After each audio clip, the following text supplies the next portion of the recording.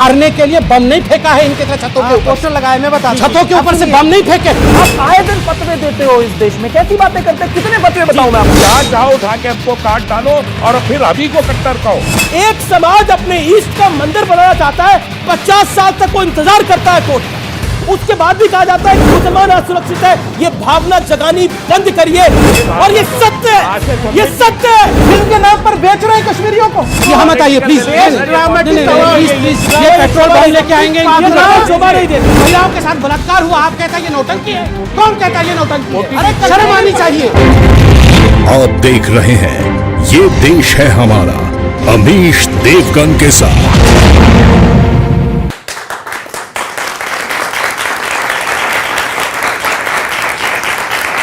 नमस्कार व्यूअर्स, मैं हूं अमीश देवगन। एक दौर था जब पूरे भारतवर्ष का नारा था अंग्रेजों भारत छोड़ो, लेकिन मैं आज कहता हूं कि कट्टर था भारत छोड़ो, क्योंकि कुछ लोग इस देश में तालिबानी कट्टरता का जहर घोल रहे हैं। बंगाल में 8 लोगों को पहले तड़पाया गया और फिर उन्हें जिंदा जला दिया गया, जिनमें 2 मासूम बच्चे भी शामिल थे। वो कंकाल देखकर रूह कांप जाए। एक और कट्टर सोच है जो शरिया को संविधान से ऊपर रख रही है। ये लोग कहते हैं कि कोर्ट कौन होता है हमारे धर्म से जुड़ी बातों पर फैसला सुनाने वाला। कोर्ट का फैसला इनके पक्ष में हो तो सब कुछ जायज है, सब कुछ सही है, सब कुछ ठीक है, लेकिन अगर फैसला इनके मन के मुताबिक ना हो तो ये जज से लेकर कोर्ट तक सब पर सवाल खड़ा कर देते हैं। जजों को जान से मारने की धमकी दी जाती है। कश्मीरी हिंदुओं का दर्द, 32 साल पुराना दर्द, एक फिल्म के जरिए दुनिया के सामने आया तो कुछ लोग इसके भी खिलाफ खड़े हो गए। कहने लगे कि यह सच्चाई छुपा कर रखो, दबा कर रखो। यहां तक कहा गया जो हो गया सो हो गया, रात गई बात गई, अब इसे भूल जाओ। इस कट्टर सोच पर बहस बेहद आवश्यक है। इस सोच पर प्रहार बेहद जरूरी है। इसलिए आज मैं जनता जनार्दन के बीच, युवाओं के बीच सबसे बड़ी चर्चा, सबसे बड़ी बहस खड़ा करने जा रहा हूं। कट्टरता भारत छोड़ो, आज इसी पर होगी सबसे बड़ी चर्चा।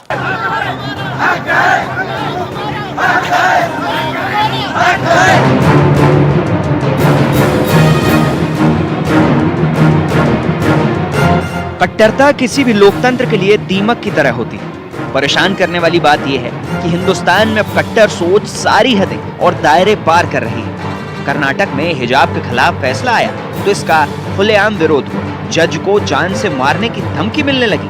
ಈಗಿರೋ ಸೆಕ್ಯೂರಿಟಿಯನ್ನು ಹೆಚ್ಚಿಸಬೇಕು, ವೈ ಕ್ಯಾಟಗರಿ ಸೆಕ್ಯೂರಿಟಿಯನ್ನ ಕೊಡಬೇಕನ್ನುವಂತ ಒಂದು ತೀರ್ಮಾನವನ್ನು ಕೂಡ ನಮ್ಮ ಸರ್ಕಾರ ಮಾಡಿತ್ತು। बंगाल में तो कट्टर सोच वाली हिंसा रुकने का नाम ही नहीं ले रहे, क्योंकि टीएमसी कार्यकर्ता की हत्या के बाद जिस तरह से महिलाओं और बच्चों को जिंदा जला दिया गया, वो किसी भी सभ्य समाज के दामन पर धब्बा है। वारदात के 72 घंटे बाद ममता बनर्जी ने इलाके का दौरा किया, लेकिन ये दौरा कम और स्वागत समारोह ज्यादा लग रहा था। खाने हाचलेও চলে যাচ্ছে কোটে, কাশলেও চলে যাচ্ছে কোটে। গন্ডায় গন্ডায় उत्तर प्रदेश, बिहार, राजस्थान, मध्य प्रदेश, उत्तर प्रदेशे হয়, गुजराटे হয়। ये जो बंगाल फाइल्स है, ये जो पॉलिटिकल मर्डर और रिवेंज किलिंग्स की बंगाल फाइल्स है, उस पे प्रत्येक हिंदुस्तानी, प्रत्येक मानव को आज उस पे गौर करने की आवश्यकता है और ममता बनर्जी से सवाल पूछने की आवश्यकता है। कभी कभी तो मन करता है कि ममता जी से कहें कि ममता जी, नाम तो आपका ममता है मगर काम निर्मम है। आप ममता बनर्जी नहीं, आप निर्मम बनर्जी हैं। अब जरा सोचिए, 32 साल बाद कश्मीरी पंडितों का दर्द दुनिया के सामने आया तो इसे भी हिंदू मुस्लिम वाले तराजू में तौला जाने लगा, जबकि फिल्म कट्टरता और जिहादी सोच पर चोट करती है। कट्टर सोच वाले ये कुछ ही मामले नहीं है, बल्कि फहरिस्त काफी लंबी है। राम मंदिर पर फैसला सुनाने वाले जजों की भी सुरक्षा बढ़ानी पड़ी थी। तत्कालीन सीजेआई रंजन गोगोई को तो Z+ सुरक्षा देनी पड़ी थी। अयोध्या में मंदिर का ताला खोलने का आदेश देने वाले तत्कालीन जिला जज KM पांडे को तो कई बार जान से मारने की धमकियां मिली। यहाँ तक कि अफगानिस्तान और सऊदी अरब से भी उन्हें धमकी भरी चिट्ठी भेजी गई। याकूब मेमन की अंतिम अपील नामंजूर करने वाले जस्टिस दीपक मिश्र को भी धमकियां मिली थी। आखिर ये कौन लोग जो खुद को संविधान से ऊपर समझते हैं? बड़ा सवाल ये कि क्या हिंदुस्तान इस सन की मानसिकता से चलेगा या फिर बाबा साहेब के संविधान से? तो आज इस कट्टर सोच पर सबसे बड़ी बहस होगी। मेरे साथ युवा हैं जो अपने दिल की बात रखेंगे, अपनी बात रखेंगे। मेरे साथ स्टूडियोज में मौजूद हैं शिवम त्यागी, जाने माने राजनीतिक विश्लेषक है, जोरदार तालियों से स्वागत करिए। मेरे साथ डॉक्टर संबित पात्रा है, भारतीय जनता पार्टी के नेता प्रवक्ता, उनका अभिनंदन है। मेरे साथ इस चर्चा में जुड़े तस्लीम रेमानी, अध्यक्ष एमपीसीआई के, उनका अभिनंदन है। मेरे साथ शोहेब जवई जुड़ रहे हैं आईएमएफ के, उनका भी अभिनंदन है। आप तमाम लोगों का अभिनंदन है इस चर्चा में। मैं शुरुआती दौर में 60 सेकंड दूंगा, आप अपनी बात को रखिए। मैं शुरुआत शोहेब जवई आपसे करता हूं। क्या शरिया संविधान से ऊपर मानते हैं आप? 60 सेकंड। अमीश जी, इस देश का हर एक मुसलमान, हर एक नागरिक इस देश के संविधान से बंधा हुआ है और मैं समझता हूं कि किसी भी कोर्ट के जजमेंट से डिसएग्री करने का तो अधिकार हम रखते हैं, लेकिन कोई कोर्ट के जजों को कोई धमकाए तो वो फ्रिंज एलिमेंट, उस पर कानून का डंडा चलता है और चलना भी चाहिए। लेकिन जब हम कोर्ट की ये जजमेंट से डिसएग्री होते हैं तभी हम हायर कोर्ट में जाते हैं, जस्टिस सीख करते हैं। सबरीमाला के केस में भारतीय जनता पार्टी या फिर हिंदूवादी पक्ष जो है वो डिसएग्री कर गई, सुप्रीम कोर्ट में गई, वहां भी नहीं माना, फिर उसके बाद भी कहे कि सुप्रीम कोर्ट का अधिकार नहीं है हिंदुओं के धार्मिक मामलों में दखल देने का, नहीं माना, अभी भी नहीं मानते। तो सवाल यह है कि कट्टरता सिर्फ एक तरफ की नहीं है, आप पार्ट 2 हमेशा भूल जाते हैं। कट्टरता यह है कि सत्ता के संरक्षण में जब गुंडे गली गली में दुकानें बंद करवाते हैं, मंदिरों के बाहर मुसलमान की दुकान नहीं हो सकती, फिल्मी थिएटर में यहां से नारे लगते हैं कि हथियार उठा लो, तो ये सारे कट्टरता जो है ना, मुझे लगता है देश के लिए आपके घातक है। कंप्लीट हो गए। और ये सत्ता के संरक्षण मैंने में किसी का धर्म का नाम नहीं लिया, लेकिन आपने इसमें हिंदूवादी गुंडे भी लेके आ गए, आप सबरीमाला भी लेके आ गए। लेकिन सबरीमाला क्या विषय था और सबरीमाला का निर्णय जब आया, किसने किसको धमकाया और किसने टीवी डिबेट में आके ये बोला कि हम नहीं मानेंगे चाहे जो कर लो? आपने मेरे कार्यक्रम के अंदर बोला कौन होता है कोर्ट ये फैसला करने वाला कि हिजाब इस्लाम धर्म का हिस्सा है कि नहीं है? ये आपने मेरे कार्यक्रम में बोला। अब आपका 60 सेकंड हो गया, आपका 60 सेकंड हो गया। संबित पात्रा, आप बिल्कुल संबित पात्रा को आने दीजिए। संबित पात्रा, मैं आपके पास आता हूं। 60 सेकंड का आपका दौरा है। मेरा सवाल आपसे यह है कि विपक्ष, समूचा विपक्ष, कांग्रेस, आम आदमी पार्टी, सपा, बसपा, जाने माने धार्मिक मुस्लिम चिंतक, ओवैसी साहब की पार्टी कहती है ये सब कुछ बीजेपी करवा रही है। कट्टर सोच तो बीजेपी वालों की है। ये राम मंदिर भी बनवाते हैं, ये 370 भी हटवा देते हैं, इसलिए कट्टर सोच आपकी है। अमीश भाई, मैं तो किसी धर्म का नाम नहीं लूंगा, मैं सिर्फ उदाहरण दूंगा और जो प्रचलित है वो बताऊंगा। आप चिंता कर लेना किसके लिए कह रहा हूं। देखिए, एक वर्ग ऐसा है जो कहती है कि हमारे ऊपर बहुत अत्याचार हुआ, बहुत अन्याय हुआ, हमारे बच्चों को नौकरी नहीं मिली और इस कारण से हम पत्थरबाजी करते हैं। हमारे ऊपर बहुत अत्याचार हुआ इसलिए हमने AK-47 उठा के लोगों को भूना है। जब उनसे पूछा जाता है आप आतंकवादी क्यों बने? हमारे पे अत्याचार हुआ इसलिए हम आतंकवादी बने। और दूसरा वर्ग वो है, 5 लाख लोगों को घर से बेघर कर दिया गया, मगर एक उस वर्ग में व्यक्ति नहीं मिलेगा जिसने बंदूक उठाया, जिसने पत्थरबाजी की। उन्होंने क्या किया? उन्होंने एक पिक्चर बनाई, 32 वर्ष बाद ले देकर पैसे भीख मांग करके एक मूवी बनाई और दूसरे सोच वाले लोग उस मूवी पर भी हंस रहे हैं। ये मूवी क्यों बनाई? तुम्हारे को तो ये परमिशन नहीं है। The movie spreads hatred. यह मूवी घृणा फैलाता है। मारने वाला घृणा नहीं फैलाता है, बम से उड़ा देने वाला घृणा नहीं फैलाता है, महिलाओं का रेप करने वाला घृणा नहीं फैलाता है। मुझे आश्चर्य है, इस देश में सेक्युलरिज्म के कारण आज हम उस परिस्थिति में खड़े हैं, मूवी बनाने वाला, पिक्चर बनाने वाला घृणा फैलाता है, आतंकवादी घृणा नहीं फैलाते। यही कट्टरवादी सोच है। जी, आपने अपने 60 सेकंड का इस्तेमाल किया। मैं आपके पास आता हूं डॉक्टर रेमानी, आपका वक्त है। डॉक्टर रेमानी, हिजाब पर विवाद खड़ा होता है और जब कोर्ट फैसला देती है तो जजों को धमकी मिल जाती है। ऐसा पहली बार नहीं हुआ। कश्मीर के अंदर तो एक जज ने जब आतंकी को सजा सुनाई, उसको चौराहे पर 32 साल पहले मार दिया गया था। 32 साल पहले और 32 साल बाद कहानी वही की वही है। हम आह भी करते हैं तो हो जाते हैं बदनाम, गालिब ने कहा था। हम आह भी करते हैं तो हो जाते हैं बदनाम, वो कत्ल भी करते हैं तो चर्चा नहीं होता। कट्टरता किसी महज़्ज़ब समाज का हिस्सा नहीं हो सकती, और कट्टरता जिस जानिब से भी हो वो समाज का वो हिस्सा हमारा पीड़ित हिस्सा है। वो पीड़ित मतलब वो बीमार हिस्सा है, उस हिस्से को काट के फेंक देना चाहिए। आपने जिस अंदाज से इस प्रोग्राम को अभी शुरू किया और जितने क्लिप्स आपने टेलीविजन पे अपनी रिपोर्ट में दिखाए, जो संबित जी ने अभी जिस अंदाज से बात की, आप नाम नहीं ले रहे बड़ी खूबसूरती के साथ। मैं आपको मतलब अप्रिशिएट करता हूं कि आप नाम नहीं ले रहे, लेकिन आप अपने तमाम अंदाज से बता रहे हैं कि कट्टर इस देश में सिर्फ मुसलमान कट्टर है। तो क्या मैं आज एक अदालत में खड़ा हूं? मेरा कोई एग्जांपल गलत था, मेरा कोई एग्जांपल गलत था। अगर मेरा कोई एग्जांपल गलत था तो मुझे बताइए। एकतरफा है, आपने इसके पैरेलल नहीं तो और बताइए ना, कहां जैसे आपके साथ सभी लोग हैं, सामने। कहा कश्मीरी हिंदुओं का अगर पलायन हुआ तो मैं क्या बोलूं, कश्मीरी मुसलमानों का पलायन हुआ। हिजाब बैन पर अगर हिजाब बैन के बाद अगर जजों को धमकी दी गई तो मैं क्या बोलूं? नहीं, हिजाब बैन के बाद धमकी नहीं दी गई, दूसरे मामले पे धमकी दी गई है, मैं क्या बोलूं? मुझे बताइए ना। नहीं, आपके पास कोई भी और एग्जांपल नहीं है। बंगाल के अंदर नरकंकाल मिले हैं 8, तो मैं क्या बोलूं? खरबूजा छुरी पे गिरे या छुरी खरबूजे पे गिरे, कटता वही है जिसे आप कट्टर कह रहे हैं।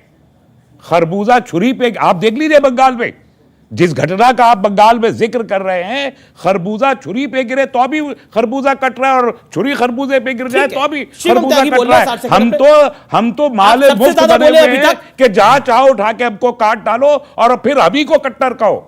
कितनी जाओ और आपको काट डालो और फिर हमी को आपने आपसे आपका ताल्लुक किस बात से है? धर्म संसद ठीक है, शिवम त्यागी क्यों नहीं दिखाई? मैं पूछ रहा हूं आपसे। अमीर जी, किसी भी बीमारी का इलाज करने से पहले इस बात को एक्सेप्ट कर लेना जरूरी है कि मुझे बीमारी है। आजादी के पहले से लेकर आज तक क्या कुछ लोग मानते हैं कि वो कट्टर है? नहीं मानते वो लोग। मतलब आज जज को सुरक्षा दे दीजिए, फिर डायरेक्टर को सुरक्षा दे दीजिए, फिर कोई यहां डिबेट में खड़े होकर बात करेगा उसको सुरक्षा दे दीजिए। कितनों को? क्या 80-100 करोड़ को सुरक्षा दे पाओगे? नहीं। मुझे लगता है कि कट्टरता के लिए सबसे पहले ये उस बात को एक्सेप्ट करें। राम मंदिर के वर्डिक्ट पे क्या इस देश में एक समाज ने उसको एक्सेप्ट किया? चलिए, लोअर कोर्ट ने मैं नहीं माना, हायर कोर्ट में नहीं माना, सुप्रीम कोर्ट ने बता दिया आपको, क्या ये माने? नहीं माने। मथुरा की बात होती है, क्या ये इस बात को मानते हैं? नहीं मानते हैं। काशी विश्वनाथ की बात होती है, क्या इस बात को मानते हैं? नहीं मानते हैं। कश्मीर में 5 लाख कश्मीरियों को जो घर से बेघर कर दिया, और आज तो फिल्म भी है, चलिए फिल्म की जरूरत नहीं है समाज को, लेकिन क्या किसी ने आज तक अभी तक कोई ये कह रहा है कि गलत हुआ, नहीं होना चाहिए था, उनको वापस लाना चाहिए, हम भी साथ देंगे? नहीं। मुझे लगता है कट्टरता को खत्म अगर करना है तो सबसे पहले इस बात को एक्सेप्ट करना पड़ेगा कि एक पर्टिकुलर तबका, खास तौर पर मैं सबका नाम नहीं ले रहा हूं, लेकिन एक्सट्रीम लेवल पर वो कहीं ना कहीं कट्टर हैं, और उसके लिए जरूरी है कि नाम नहीं, मैं तो कहता हूं नेम एंड शेम किया जाए। कब तक नामों से बसते रहेंगे कि नहीं नाम मत लीजिए, इसका मत लीजिए, उसका मत लीजिए, सबका लीजिए और नेम एंड शेम कीजिए। जी, क्या आपको लगता है बीमारी मानने को तैयार ही नहीं है कि एक बीमारी है, लेकिन ये कैंसर है, ये कैंसर की तरह बढ़ता जाएगा और एक दिन खा लेगा? जिस देश में सत्ता के संरक्षण में कट्टरता फैले वो ज्यादा घातक है। दूसरा पक्ष कमजोर, वो रिटेलिएट कर सकता है, बोल सकता है। रिटेलिएट कैसे? मतलब अरे रिटेलिएट क्या कर सकता है? आप यहां से गोली मार रहे हैं, सामने वाला यहां से डंडा लेके चला गया। आप तलवार लेके आ गए दुकान पे मियां जी को मारने के लिए, अब सामने वाला यहां से कुर्सी फेंक दी। अभी बहुत सारे वीडियो वायरल हो। सवाल यह है कि कट्टरता क्यों फैलाई जा रही है? अमरोहा में तो पत्थर फेंक रहे थे। किसी एक एग्जाम्पल आप दे दीजिए, मैं आपका जवाब दे रहा हूं।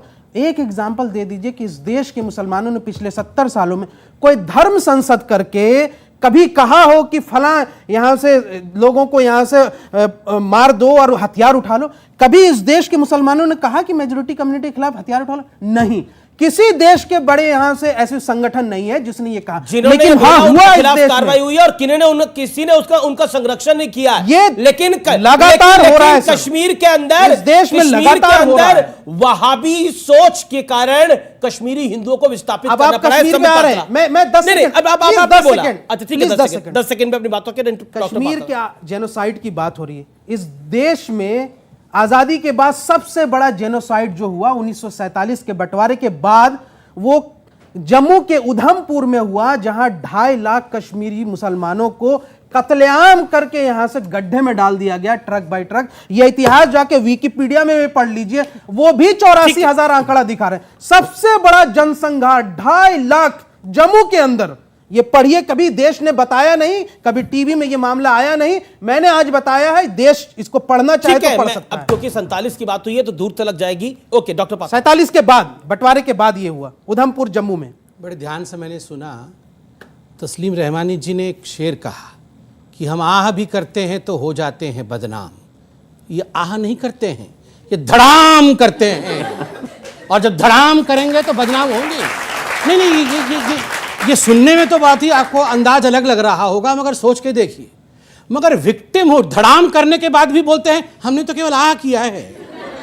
मतलब आप सोचिए, यहां पर डिबेट करने की आवश्यकता नहीं है। आप जनता जनार्दन से पूछिए जाके कौन क्या कर रहा है, सबको सब पता है। मैं किसी धर्म के लिए नहीं कह रहा हूं। इस्लाम और इस्लामिस्ट फंडामेंटलिज्म में पार्थक्यता है, भिन्नता है। इस्लाम एक धर्म है, सभी धर्म का सम्मान होना चाहिए। जी। हमारे पार्टी का बिल्कुल स्पष्ट मत है, सबका साथ, सबका विश्वास, सबका विकास। मगर फंडामेंटलिज्म, इस्लामिक फंडामेंटल, ये संग करते हैं। बीजेपी सत्ता जिसका संरक्षण है, सीरिया में बीजेपी, मोदी जी ने संरक्षण दिया था। आप बताइए, मोदी जी अरे करो करो करो, फोड़ो फोड़ो बम, ये मोदी जी कर रहे थे सीरिया में जाके। ये सब तालिबान में जो हो रहा था, ये अमित शाह जी जाके संरक्षण दे रहे थे। आप देख रहे थे तालिबान में क्या। और मुझे तकलीफ इस बात की है अमित जी कि आपके शो में बैठकर यहां मौजूद लोगों ने कहा था इस जो हमारे सरकार है इससे अच्छे तो तालिबानी है, हम तालिबानों का समर्थन भी करते हैं, लोगों ने कहा था, आपके शो में कहा था। आप याद करिए, जजों को मारने की बात सिर्फ इन लोगों ने नहीं कहा था, मेंबर ऑफ पार्लियामेंट ने बोला था। समाजवादी पार्टी के मेंबर ऑफ पार्लियामेंट ने भी कहा, इन्होंने भी कहा, तथाकथित बुद्धिजीवियों ने भी कहा। और तो और आप यहां जजों को वाई कैटेगरी, Z+ कैटेगरी सुरक्षा देने की बात कर रहे हैं। आपने यहां पर अभी साउथ के मंदिरों के बारे में भी बात की। आप बता दीजिए कौन से हिंदू विषय में कोई जजमेंट दिया गया हो और किसी जज को प्रोटेक्शन देने की आवश्यकता पड़ी हो? नहीं पड़ी है। मगर JNU के अंदर सारे ऑपोजिशन मौजूद थे। नारा क्या था? अफजल हम शर्मिंदा हैं, तेरे कातिल जिंदा हैं। और कौन है अफजल के कातिल? जज।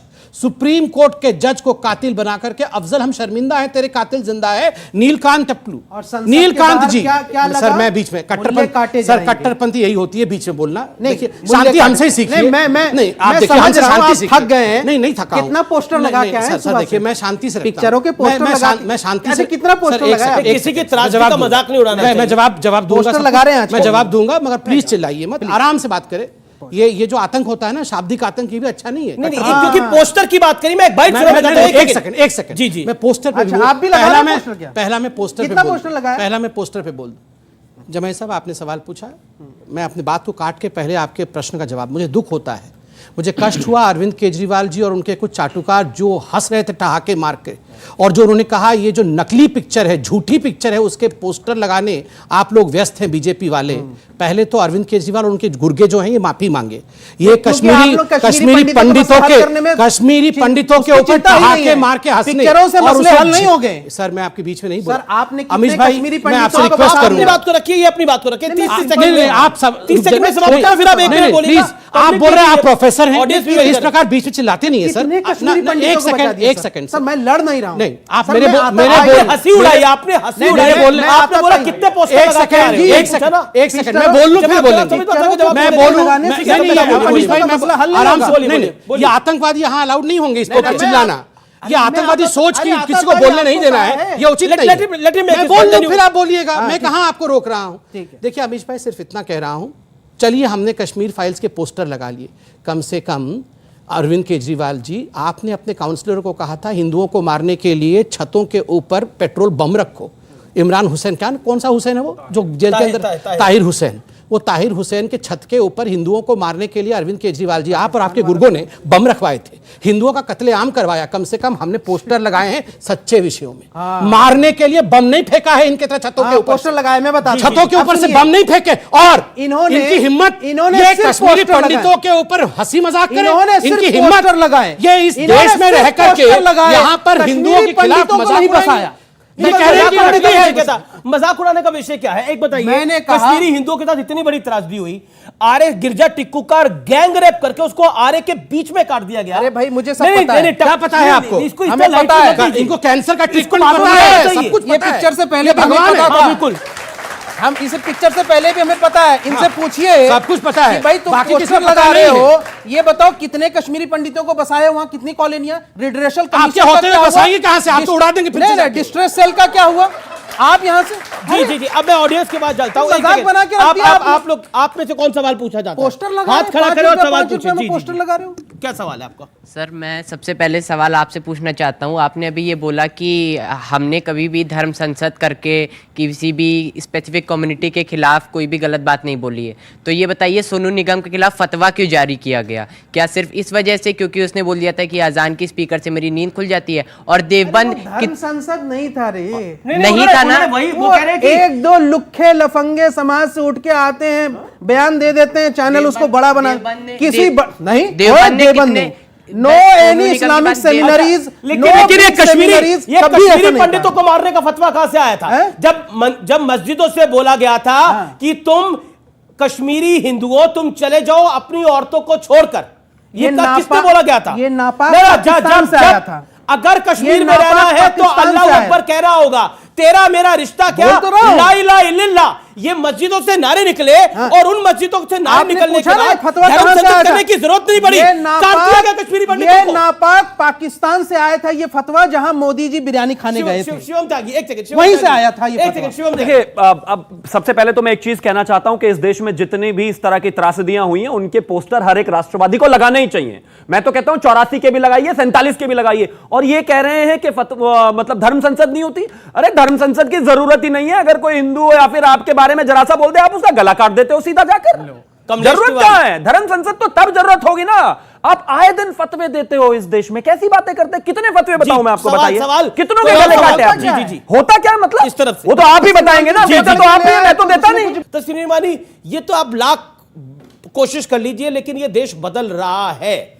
ये देश बदल रहा है जहां पर एक कश्मीरी पंडितों के ऊपर फिल्म बनती है, उसके साथ कई ब्लॉकबस्टर फिल्में आती हैं, बड़े बड़े डायरेक्टर प्रोड्यूसर्स की, लेकिन वो नहीं चलती। ये देश बदल रहा है, ये देश बदल रहा है, यकीनन आप लेकिन सही उस कह रहे बदले हैं। हुए देश को आप स्वीकार नहीं कर रहे। पॉइंट ये है, आपको लगता है वही 1980 वाला भारत, आपको लगता है वही 1947 वाला भारत होना चाहिए। नए भारत के अंदर आप बर्दाश्त क्यों नहीं कर पा रहे? योगी आदित्यनाथ दोबारा सीएम बन गए तो अमरोहा में पत्थर चल गए।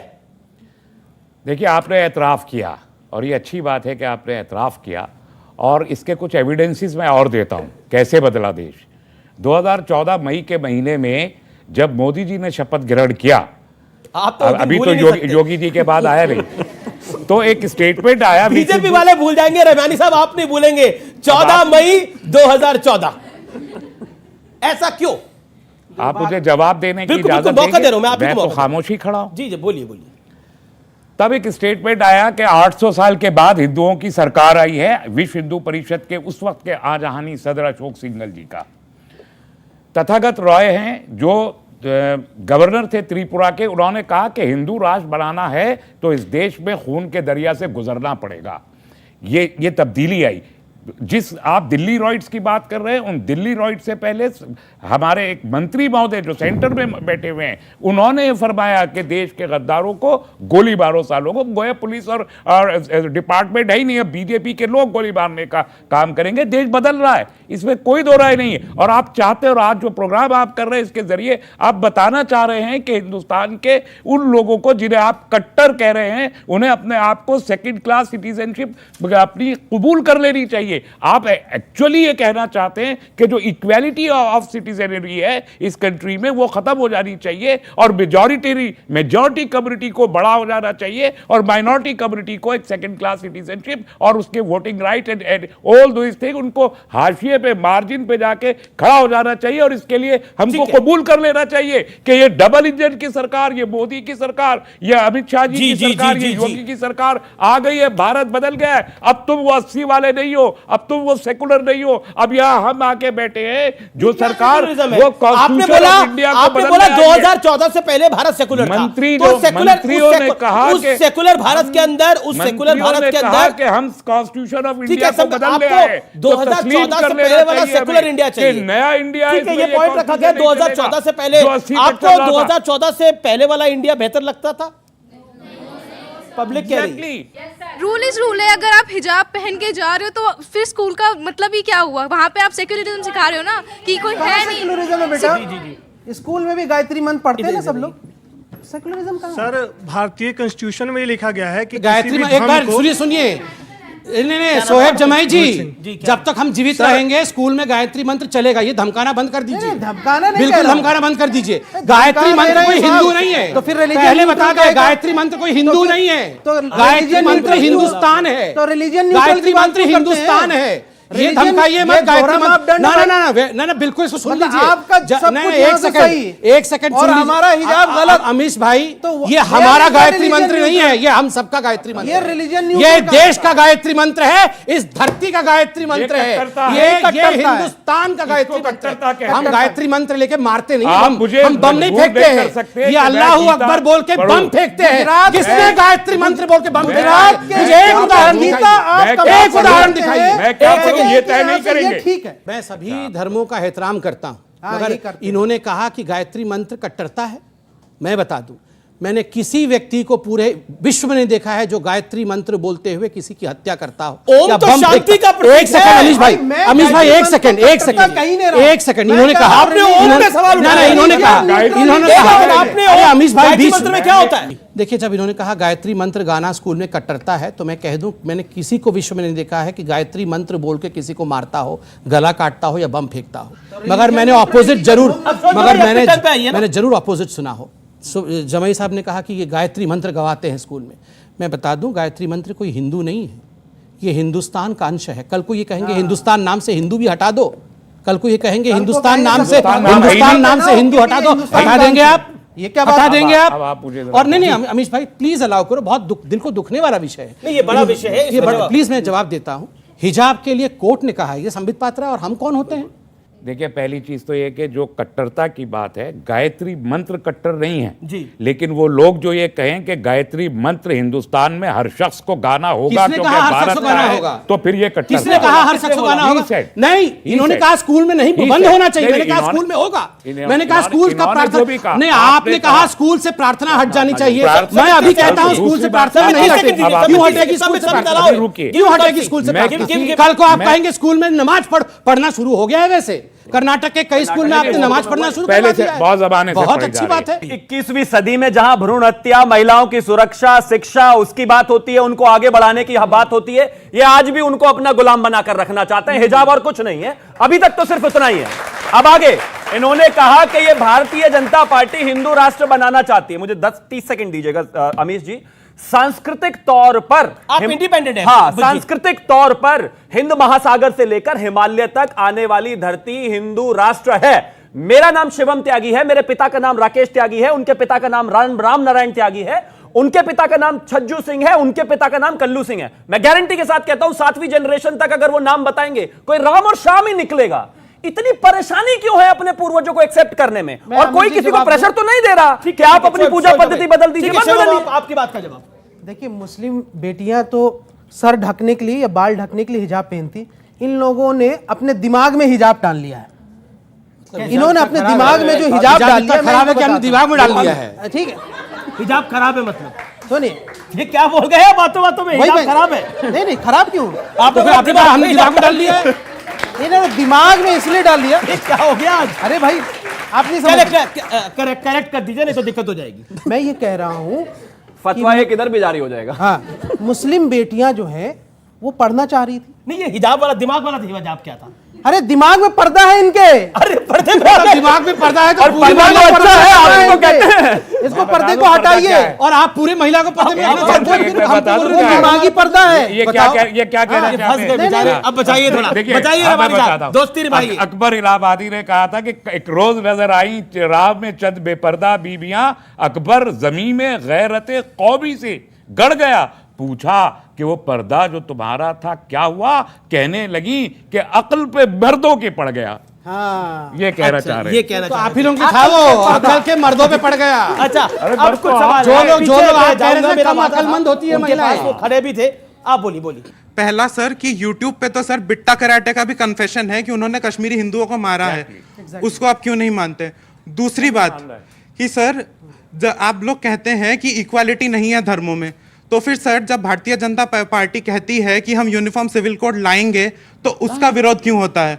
पहली बात तो कि बिट्टा कराटे को यूनिफॉर्म फौरन- सिविल कोड पे बताइए ना बिट्टा क्या है आपका? कराटे को फौरन फांसी देना चाहिए, उसी तरह बाबू बजरंगी को भी देना चाहिए। मतलब एक अच्छा, तरफ बिट्टा condition भी कराटे है। तो दूसरी तरफ बाबू बजरंगी, दोनों ही कट्टर, दोनों ही हैवान। रही बात यूनिफॉर्म सिविल कोड, आप लेके आइए ना। इस देश में 300 से अरे ज्यादा मत national बोलिए law- ना, ये 370 बोलते थे, ले आए CA राम मंदिर लेकर आए, बनवाओ, ऊपर बनवाओ, तो इसी आतंक मंच कर पे दिया, बोला, ऊपर तो दिल्ली में बनवा धरना हो दिया। गया। इन्हें चैलेंज मत करा करो। CA लेकर आए जो देश अरे से बाहर सुनिए, की बात थी, उस पर तो मैं एक साल समझ तक ये रहा हूं, सड़क रोक आप कर थक बैठे गए रहे। मतलब आपको अब चैलेंज किया जा रहा है कि यूनिफॉर्म सिविल कोड ले आप आइए। लेके आइए, यूनिफॉर्म आप थक सिविल गए कोड लेके होंगे तो आइए भैया। जरा।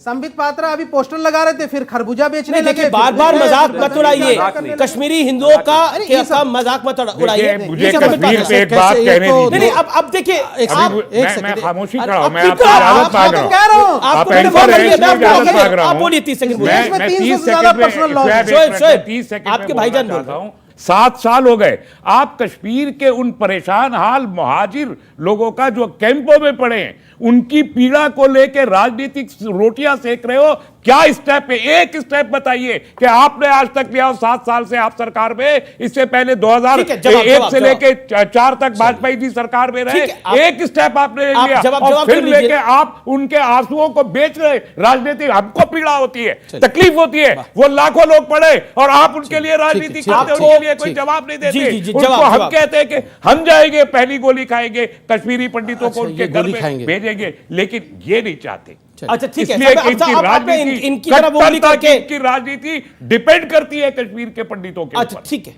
ओके। संबित पात्रा जवाब। देखिए ये सवाल हमसे कई बार कह रहे हैं आप आंसू पूछा, बेच कोई रहे हैं। बात नहीं, इनको बोलने दीजिए, मैं शांति से जवाब देता हूँ। कई बार ये सवाल पूछा जाता है कि कश्मीरी हिंदुओं को आप तुरंत यहाँ से रवाना करिए और बसा दीजिए कश्मीर। अमीश भाई केवल एक चारदीवारी बना करके कुछ गैस सिलेंडर, चूल्हा, डाइनिंग टेबल, फ्रिज रख देने से घर नहीं बनता है। घर सुरक्षा से होता है। मैं आपको 2 कहानी बताता हूँ, वाकया, फैक्ट्स, जो इस मूवी में भी दिखाया गया है। गिरिजा टिक्कू जो महिला है वो कश्मीर यूनिवर्सिटी में नौकरी करती थी। वो एक लैब असिस्टेंट थी कश्मीर यूनिवर्सिटी में। जब ये माहौल बिगड़ा तो वो जम्मू चली गई। जो उसकी सबसे बेस्ट फ्रेंड थी, उसकी नेबर थी और वो एक मुस्लिम थी, उसने फ़ोन किया कि बहन गिरिजा, हम तो बेस्ट फ्रेंड है, अब माहौल ठीक हो गया, तुम जल्दी आ जाओ मेरे घर में, मैंने तुम्हारा सैलरी ले लिया है, आके तुम सैलरी लेके चले जाओ, तुम्हारे घर अच्छे से पलेंगे। वो अपनी बेस्ट फ्रेंड पे विश्वास करके आ गई। बेस्ट फ्रेंड ने मिलिटेंट्स को अपने घर में, आतंकवादियों को छुपा कर रखा था। गिरिजा टिक्कू को वहीं अगवा कर लिया गया, आरी से 2 भाग में काटा गया। काटने से पहले उनको रेप किया गया और फिर गैंग रेप करने के बाद 2 भागों में काट करके गिरिजा को फेंका गया। वो जो इंजीनियर बालकृष्ण गंजू, ये सच्ची कहानी, प्लीज मैं जब बोलने आप 20 साल पहले और अब सुनना भी नहीं चाहते। अमीश भाई मैं ऑब्जेक्ट करता हूं, तारीख मुझे बताते दिया जाए, मुझे तारीख कंप्लीट बताते करने दिया जाए। रहेंगे। आप अमीश हिस्ट्री भाई आप कोट कंट्रोल करते करिए। रहेंगे। आप सॉल्यूशन की बात नहीं करेंगे। नहीं, कहते हैं जो हल इतिहास क्या से है? सीखता नहीं है वो क्या क्या हाल होता है? है? पहले आप आपने- एक्सेप्ट तो कर आपने- लीजिए, मेरी इतिहास बाद में। accepted- सुन लीजिए। एक सेकंड, नहीं, नहीं, एक सेकंड। लेट संबित में मेरा बोलने का अधिकार है संबित पात्रा की बात आप सुनना चाहते हैं? बोलने का सुरक्षा एक सेकंड सुन लीजिए ना संबित सुरक्षा पात्रा का को। माहौल कैसे है? सर ऑडियंस भी बोल रही है, आप लोग अपने आप खड़े हो जाइए और बोलिए बोलने के लिए। संबित जी को आप अपनी बात को रखिए, लेट हिम स्पीक। देखिए मैं किसी के बीच में चिल्लाता नहीं हूँ, शांति से सुन लीजिए, इसी का डिबेट हो रहा है। आपने अभी इंजीनियर साहब का नाम लिया, बालकृष्ण गंजू, बीके गंजू जी। बीके गंजू जी जब आतंकवादी उनके घर के बाहर आ गए, उनका नाम हिट लिस्ट में था, तो उनकी पत्नी ने कहा जल्दी जाके ना तुम वो कनस्तर है चावल का उसमें छुप जाओ, नहीं तो मार डालेंगे। तो वो दौड़ के जाके चावल के कनस्तर में छुप जाते हैं। उनके जो सबसे बेस्ट फ्रेंड होते हैं, उनके नेबर होते हैं, वो कश्मीरी मुस्लिम थे। उन्होंने देख लिया तो उन्होंने आतंकवादियों का कनस्तर में गोली मारो, कनस्तर पे गोली मारा और वो मर गए। देखो एक सेकंड अमीश भाई, अगर मैं कश्मीर चला भी जाऊं, मैं कश्मीरी पंडित में चला भी जाऊं, मेरे घर के बगल में अगर रहमानी जी रहते होंगे और अगर वो आतंकवादियों को बोल दे कि यहां छुपा है पात्रा, मार डालो, तो मेरा घर, ये चारदीवारी को मैं क्या करूंगा? सॉल्यूशन अगर क्या इस है? क्या सोल्यूशन है? सॉल्यूशन मानसिकता बदलिए, आप मानसिकता बदलिए। ये देश है हमारा में रुकेंगे एक अंतराल के लिए, लेकिन ब्रेक के बाद भी ये चर्चा जारी। पॉलिटिकल बिल्डिंग कर रहे हैं उसकी। आप यहाँ मत आइए प्लीज, प्लीज ये आप इनको दूर रखिए, इनका कोई भरोसा नहीं है, ये पेट्रोल बम लेके आएंगे, इनको ऐसे लोगों को दूर रखिए। आपके घर में भी होगी, आप दूर रहिए, आप दूर रहिए, आप दूर रहिए।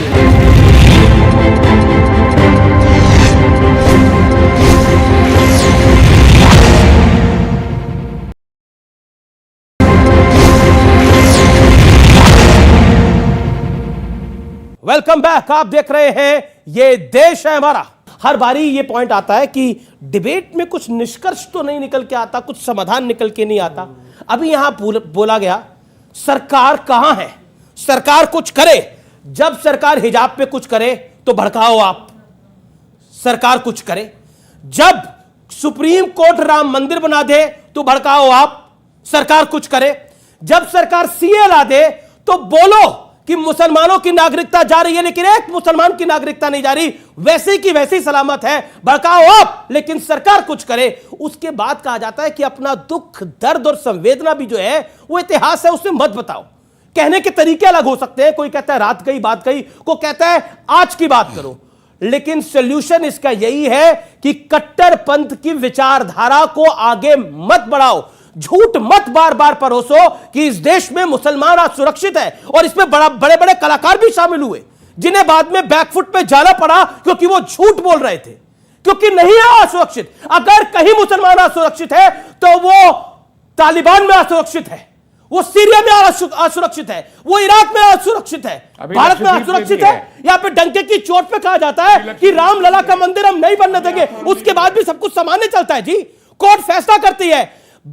एक समाज अपने ईष्ट का मंदिर बनाना चाहता है, 50 साल तक वो इंतजार करता है कोर्ट का, उसके बाद भी कहा जाता है कि एक तब मुसलमान असुरक्षित है। ये भावना जगानी बंद करिए, ये किसी दिन आपकी गिरबान आके पकड़ेगी। और ये सत्य है, ये सत्य है, और ये सत्य को आप मुख मोड़ सकते हैं, लेकिन इसे रोक नहीं पाएंगे, इसे रोक नहीं पाएंगे आप लोग। 75 साल से हिंदुओं की सरकार है, उसके बाद भी आप सिर्फ गिरबान हिंदुओं को गोली मारेंगे क्या? सुरक्षा का भाव तो पैदा हुआ है। 60 साल से कश्मीर में कश्मीरियों को, पंडितों को, हिंदुओं को काट रहे थे।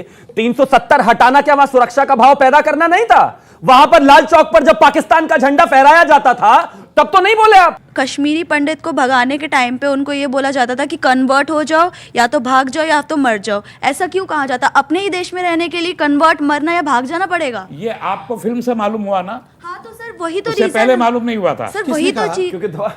पर ये तो हुआ था ना, मालूम हुआ ना अमीश भाई, रहमानी जी, मैंने आपकी दादी की दादी को देखा नहीं है, उसका मतलब थोड़ी कि मेरी दादी की दादी नहीं है। वो है, ये प्रोपेगेंडा, ये प्रोपेगेंडा यही लोग करते हैं। अमीश जी मैं जवाब दूं? मतलब गजब की बात है। आप अरे मस्जिदों से कॉल होती थी भैया, मस्जिदों से।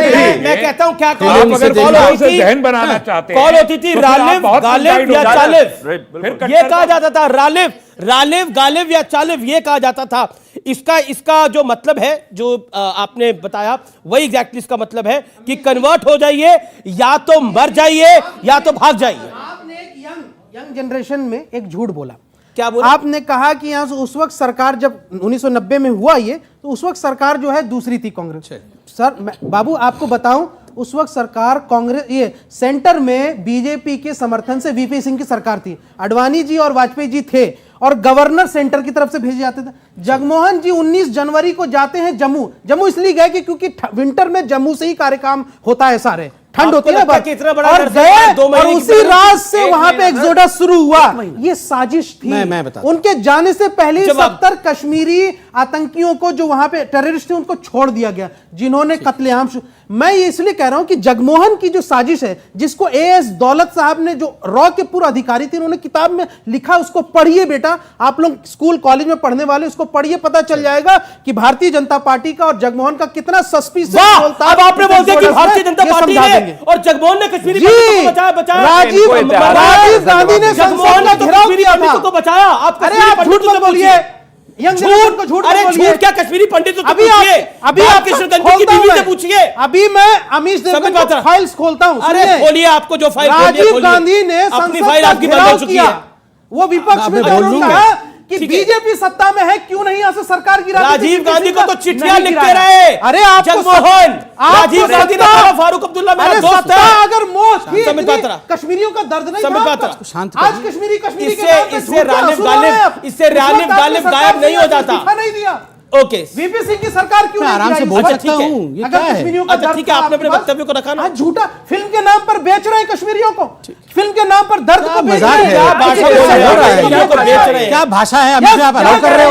क्या बोल रहे हैं? दर्द देख रहे हैं, निकल के बाहर आ रहे हैं एक फिल्म की वजह से। ऑब्जेक्शनेबल है, ऑब्जेक्शनेबल है। हिसाब किताब पक्का होगा, अतीत का हिसाब किताब देना पड़ेगा कि उस वक्त गुनाहगार कौन था। और आज मैं ये मांग रहा हूं, जवाब दें उस वक्त जगमोहन के बारे में। अमीश भाई, पहले तो जो बहन ने कहा कन्वर्ट हो जाओ, मर जाओ या छोड़ के चले जाओ, ये हर मस्जिद से कॉल दिया जाता था, कोई पाकिस्तान से कॉल नहीं होता था। पाकिस्तान ने बंदूक दिए थे, AK-47 दिए थे, चलाने वाले हाथ गद्दारों के ही थे। और याद रखिए, मस्जिदों से, कश्मीर के मस्जिदों से ये कॉल दिया जाता था और अपनी औरतों को छोड़ के जाओ ये कहा जाता था। अल सफ़ा सबसे बड़ी न्यूज़पेपर थी, उसमें इश्तिहार छपता था, अल सफ़ा हिंदू हो दफ़ा, यहाँ से दफ़ा हो जाओ। तीसरी बात है, इन्होंने कहा कि जगमोहन जी 19 जनवरी 1990 को जम्मू और 22 तारीख को श्रीनगर पहुंचते हैं। तब तक हो चुका था एग्जोडस, और एग्जोडस कब से शुरू हुआ? 1988 से शुरू हुआ है। ये जो एग्जोडस 1990 का है, ये 7th exodus of Jammu Kashmir के पंडितों का है। और 1988 से ये मारने की प्रक्रिया नील का, मैं किसी के बीच में बोला था, अमीश भाई मैं ये बिल्कुल शो उचित नहीं है। ठंड के दिनों में ऐसे नहीं हो सकता, कोई काम नहीं होता सरकारी, वो जम्मू में अमीश भाई ये ऐसा बर्फ की वजह से। अमीश भाई समझ गए, इसलिए वो जम्मू में थे, अपने सरकारी कार्यकाल बोला ना, आपने बोला ये टेक्निकल मिस्टेक कर रहा हूं ना, आप सारी मिस्टेक को करेक्ट करिए। ताकि उनकी ला सकते हैं तो क्या चाहते हैं कि ऐसे ही आपस में लड़ते रहे? देखिए अमीश भाई एक बात बताऊं, अमीश भाई एक बात बताऊं आपको। ऑडियो डाउन कर रहा हूं। अगर अमीश भाई अगर ये कहते हैं कि हम मुसलमान, हम खतरे में हैं, अगर ये खतरे में ना होते तो सोचिए अभी क्या करते। खतरे में होकर हमें एक शब्द बोलने नहीं दे रहे। अगर खतरे में नहीं होते तो अभी तक तो हम दोनों जीवित होते की चिंता नहीं होते।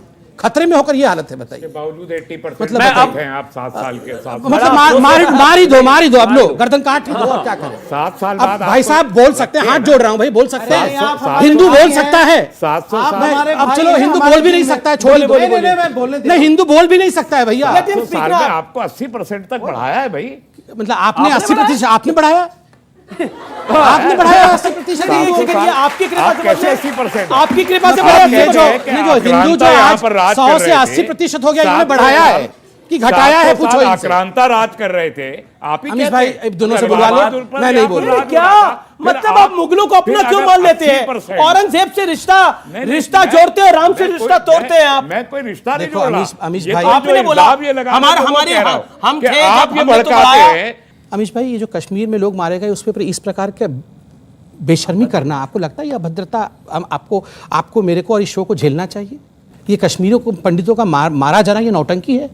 ये सब नौटंकी है? बिल्कुल नहीं। किसी महिला के साथ रेप होना नौटंकी है? मस्जिद क्या look at his facial expression. नहीं हंसने का, आप महिलाएं हैं, आप भी मत हंसे प्लीज। किसी महिला के साथ रेप होना ये और ये हंसने का विषय नहीं है। कमीशन पर पूछा, ये विषय नहीं अमीश भाई। I object in your show, मैं न्यूज 18 के शो में ये ऑब्जेक्ट करता हूं कि जिस प्रकार का बिहेवियर आज शोएब जमाई ने दिखाया है, जब मैंने कहा कि कश्मीरी महिलाओं के साथ बलात्कार हुआ, ये नोट किया जाए। जनता जनार्दन देखे इनके इनसेंसिटिविटी को। आप ड्रामा कर रहे हैं, आप इसको पॉलिटिकल बिल्डिंग कर रहे हैं उसकी। आप यहाँ मत आइए प्लीज, प्लीज ये आप इनको दूर रखिए, इनका कोई भरोसा नहीं है। ये पेट्रोल बम लेके आएंगे, इनको ऐसे लोगों को दूर रखिए। नहीं ये फट जाएंगे, आपके घर में भी होगी। प्लीज नहीं, आप दूर रहिए, आप दूर रहिए, आप दूर रहिए, आप दूर रहिए, आप दूर रहिए, दूर रहिए। नॉट अबाउट ड्रामा, पहले मैं इनको रिक्वेस्ट करता हूं कि ये हमारे पास ना आए, हमको डर लगता है। पता नहीं क्या कर बैठे।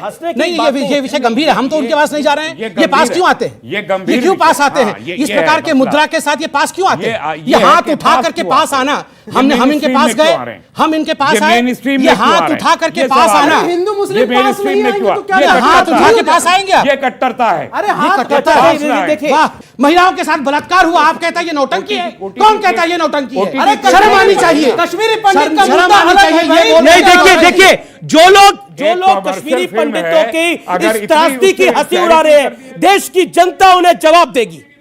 सर मेरा एक क्वेश्चन है कि बॉलीवुड में मुस्लिम मुल्क के ऊपर my name is Khan movie बनी है, न्यूयॉर्क मूवी बनी है, हैदर, बहुत सारी मूवीज़ बनी है, लेकिन जब हमने कुछ नहीं करा तो एक कश्मीर फाइल्स जो मूवी बनी है इसमें हमारी कश्मीर पंडित के बारे में जब बात हो रही है तो तुम्हें क्यों प्रॉब्लम हो रही है? वो इसलिए क्योंकि सच्चाई निकल कर बाहर आ रही है ना, वो इसलिए क्योंकि चरित्र सामने आ रहा है, कट्टर वो इसलिए कि देखिए किस तरह की बातें कर रही है। अरे जो अपनी फिल्म बना घर की महिलाओं को दबाकर रखना चाहते हैं वो दूसरों को कहां बाहर निकलने देंगे? मैंने एक सवाल पूछा तो सर ने बोला कि आपको जब फिल्म आई है उसके बाद पता चला, जब तक फिल्म नहीं आई थी तब तक ये मुद्दा क्यों नहीं उठाया गया? फिल्म आने के बाद ही क्यों उठाया गया? पूछिए इनसे। अरे वो आपसे पूछ रही है, ये सवाल आपके पास जवाब नहीं है तो हमने हमेशा उठाया। कहा हमने ये उठा रहे सर अभी आपने ही बोला सर, कहां उठाया? सर अभी आपने ही कश्मीरी बोला कि पंडितों का मुद्दा भारतीय जनता पार्टी एकमात्र ऐसी पार्टी है जिसने लगातार उठाया और लगातार बोला गया। क्योंकि सरकार से बड़े सारे सवाल हुए। Sambit Patra, final word, 30 second. Kashmiri files movie में आप सबने देखा होगा, मुझे लगता है आपने देखा है, उसमें पुष्कर जी जो अनुपम खेर थे वो हमेशा एक लिस्ट लेके चलते थे, एक प्रोटेस्ट का क्या था, आर्टिकल 370 हटाओ, आर्टिकल 370 हटाओ। देखो इन्होंने कहा हमने कुछ नहीं किया। जो कश्मीरी पंडित के प्रॉब्लम का मेन जड़ था अनुच्छेद 370, उसको मोदी जी ने हटाया। इन लोगों ने कहा खून की नदियां बहेंगी। ये वही दो लोग हैं जिन्होंने कहा था अनुच्छेद 370 को छू के देखो हिंदुस्तान टूट जाएगा, और ये शोएब जमाई ने कहा था कि कोई भी तिरंगा तक नहीं उठाएगा, और रहमानी साहब कहते थे खून की नदियां बहेंगी। जिनके साथ आप सरकार में थे, आप नहीं थे। चलिए मुझे इस कार्यक्रम को यही समाप्त करना होगा, मेरा समय यहां पर समाप्त हो चुका है। लेकिन ये चर्चा वाकई बड़ी महत्वपूर्ण है।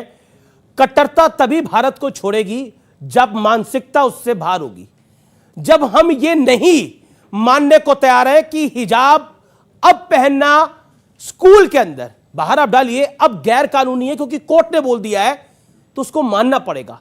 राम मंदिर अगर बन रहा है तो उसको एक्सेप्ट करना पड़ेगा। 370 अगर हट रही है तो बोलना पड़ेगा कि भारत सरकार का प्रोरोगेटिव है, हटा रही है। सीए अगर कानून आ रहा है उसमें किसी की नागरिकता नहीं जा रही है, उस पर झूठ और भ्रम नहीं फैलाना होगा। आप पूछते हैं ना किसी डिबेट में सोल्यूशन नहीं निकलता, सोल्यूशन यही है कि आप झूठ बोलना बंद कर दें, और कुल मिलाकर उसके बिना आपका काम नहीं चल पाएगा। फिलहाल इतना ही, नमस्कार।